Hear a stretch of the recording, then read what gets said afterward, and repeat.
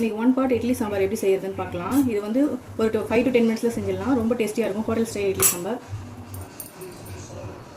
1 part idli sambar எப்படி செய்யறதுன்னு பார்க்கலாம். 1 part இட்லி சாம்பார் செய்யறதுக்கு இதில் ஒரு 1/2 டம்ளர் அளவுக்கு துவரம் பருப்பு, அதிலே வந்து மீதி மேலே வந்து 1/2 டம்ளர் அளவுக்கு பாசி பருப்பு, மொத்தம் 1 டம்ளர் அளவுக்கு போட்டுக்கலாம். இதை போட்டு நல்லா வாஷ் பண்ணிட்டு பார்க்கலாம். இதில் வந்து தேவையான அளவுக்கு தண்ணி ஊற்றிக்கலாம். ஒரு 4 to 5 டம்ளர் அளவுக்கு தண்ணி ஊற்றிருக்கேன்.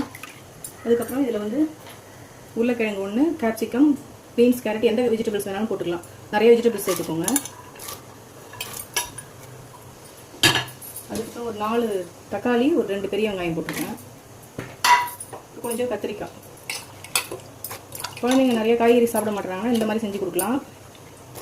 அவங்களுக்கு தெரியாது காய்கறி போட்டுக்கிறது, அந்தளவுக்கு ஈஸியாக சாப்பிட்ருவாங்க. இது வந்து குழம்பு மிளகாத்தூள் ஒரு 2 ஸ்பூன் போட்டுக்கலாம். காரம் அதிகமாக வேணும்னா கொஞ்சம் அதிகமாகவும் போட்டுக்கலாம். அப்புறம் மஞ்சத்தூள்,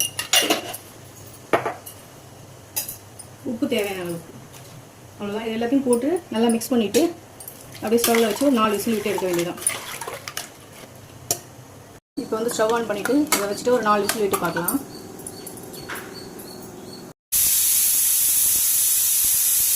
அவ்வளோதான் ஃப்ரெண்ட்ஸ். நல்லா 4 விசில் கொடுத்ததுக்கப்புறம் நல்லா இட்லி சாம்பார் ரெடி ஆகிடுச்சு.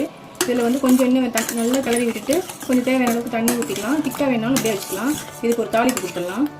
ஒரு கரண்டில் தாளிப்பு கரண்டில் கொஞ்சம் எண்ணெய் ஊற்றிட்டு கடுகு, சீரகம், உளுந்து எல்லாம் உளுத்தம்பருப்பு எல்லாம் போட்டு கொஞ்சம் பொரிஞ்சோடனே பெருங்காயம் கொஞ்சம் நிறையா போட்டுக்கோங்க.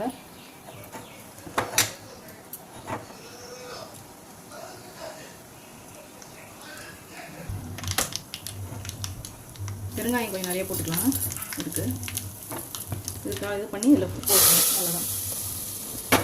இதில் கொஞ்சமாக தண்ணி கொஞ்சம் திக்காக இருக்கிறதுனால கொஞ்சம் தண்ணி ஊற்றி கிளறி விட்டு ஒரு கொதி விட்டு ஆஃப் பண்ணிக்க வேண்டியதான். அவ்வளோதான். ஒரு கொதி வந்ததுக்கப்புறம் கொத்தமல்லி, கருவேப்பிலை போட்டு ஆஃப் பண்ணிட வேண்டியதான்.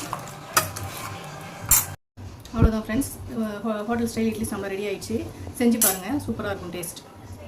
நம்ம சேனல் வந்து சப்ஸ்கிரைப் பண்ணி வச்சுக்கோங்க. அப்போ தான் இது மாதிரி சிம்பிளான டேஸ்டியான ரெசிபிஸ்லாம் நீங்கள் பார்க்கலாம்.